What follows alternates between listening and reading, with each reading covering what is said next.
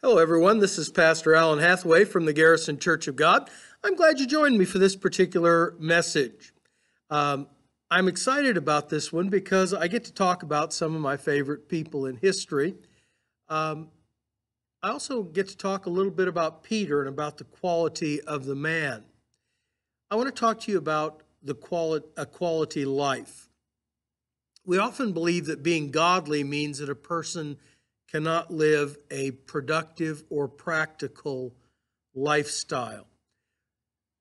I thought about this in relationship to Peter. His calling by Christ was fascinating, and if you follow it through the Gospels, you'll discover that there are three different accounts of his calling.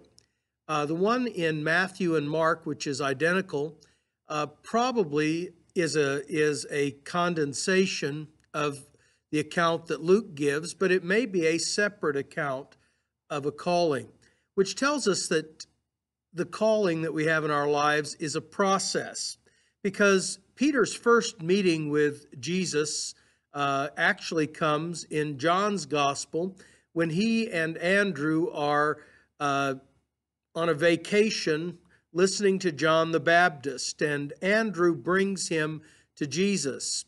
He is Simon at that point, son of Jonah or Jonas, and Jesus gives him a different nickname. He gives him the name Peter, or in the Hebrew or Aramaic, Cephas, which means the rock.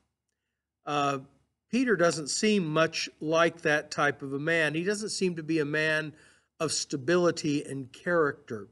And yet that's what Jesus sees in this man and desires to turn him into.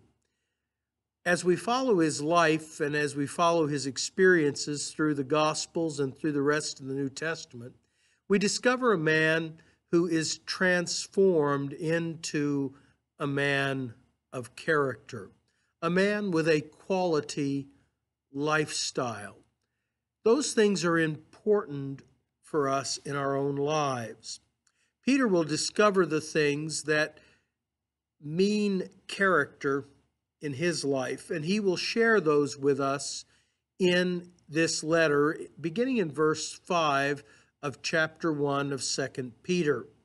He goes on to tell us that we need to add to our faith virtue, and to our virtue we need to add knowledge, and to our knowledge, we need to add self-control. And to our self-control, we need to add perseverance. And to our perseverance, we need to add godliness. And to our godliness, we need to add brotherly kindness. And to brotherly kindness, we need to add love. I'll be unpacking these concepts for you this morning in my messages. If you'd like to listen online, you can go to garrisonchurchofgod.com, and you'll be able to hear the entire message as it's shared in the Garrison service. But I'd invite you to come and be a part of either of these two services to hear the full message today. But I want to talk to you a little bit about two men that are fascinating to me. One of them is one of the founding fathers of our nation. His name is George Washington. He was not always well respected by people, not because of the character of his life, but because of his lack of education. Most people don't know it, but George Washington had to end his schooling in the 5th grade. The reason for that was that his father died, and at age 11, he had to help his mother run and direct the affairs of his father's estate. As a result, he never really got a full education that most young men coming from his station in life would have received. And he always felt the lack of that. It made him somewhat self-conscious.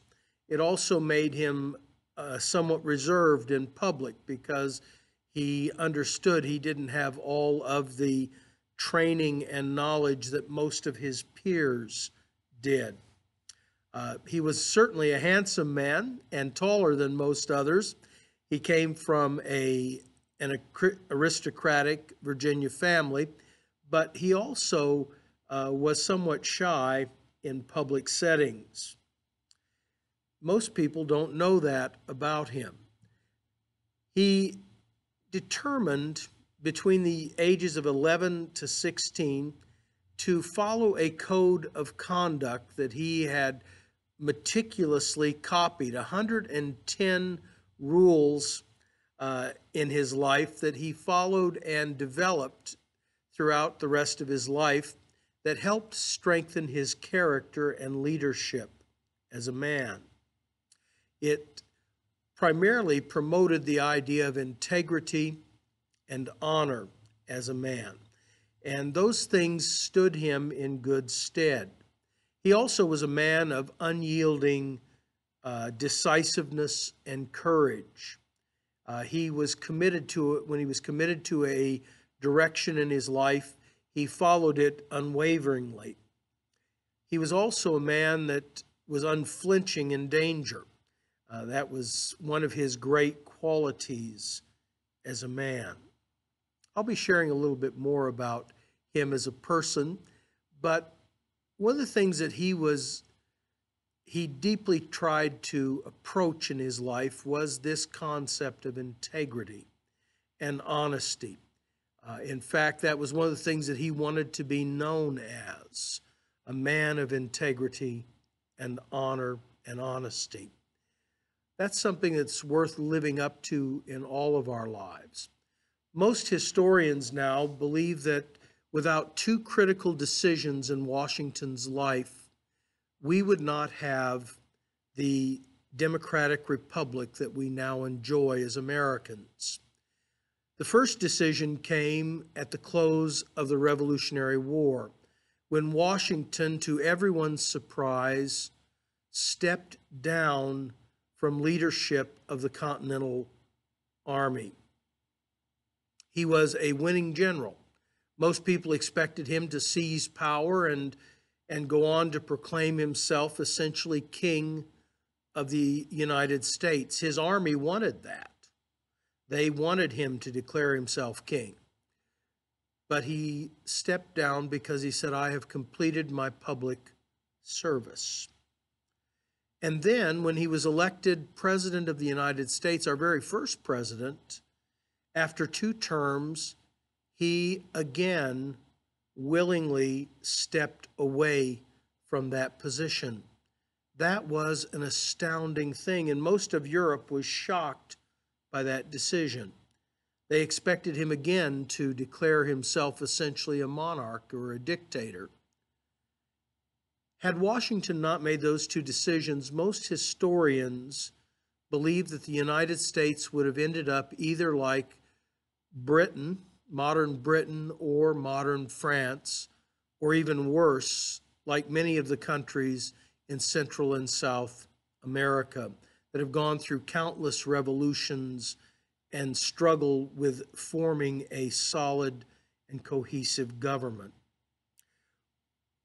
As Americans, we owe this man a great deal.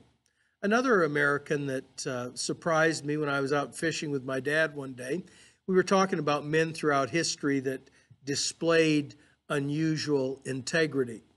And he surprised me by stating the name George Washington Carver. I was surprised by that. I didn't know a lot about him beyond the fact that he was a scientist. He was a teacher at the Tuskegee Institute in Alabama, and that he was a man who was noted particularly for his studies in the area of peanuts and his study in the area of sweet potatoes and in agriculture. And beyond that, I didn't know a lot about this man, but my dad stated that he was a man that he admired because of his integrity. And as I've looked at this man's life, I understand why my dad held him in such high regard. He was a Christian man, as well as being a scientist and being an educator.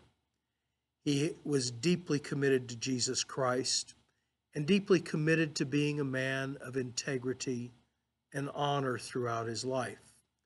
Those are things that I would desire in my own life, to be a man of that kind of integrity and honor. Those are things that change the world. If we are to have a quality life, we are to be men and women of integrity. We are to be men and women that people look at and say, there goes a man or a woman who displays Christian character.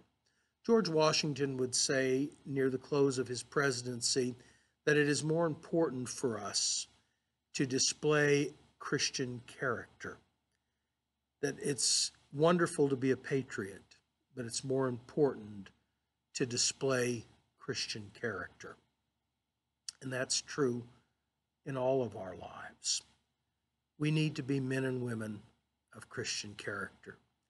If you want to hear a little bit more about George Washington and George Washington Carver and Peter, come and visit church this morning, or listen online on our website.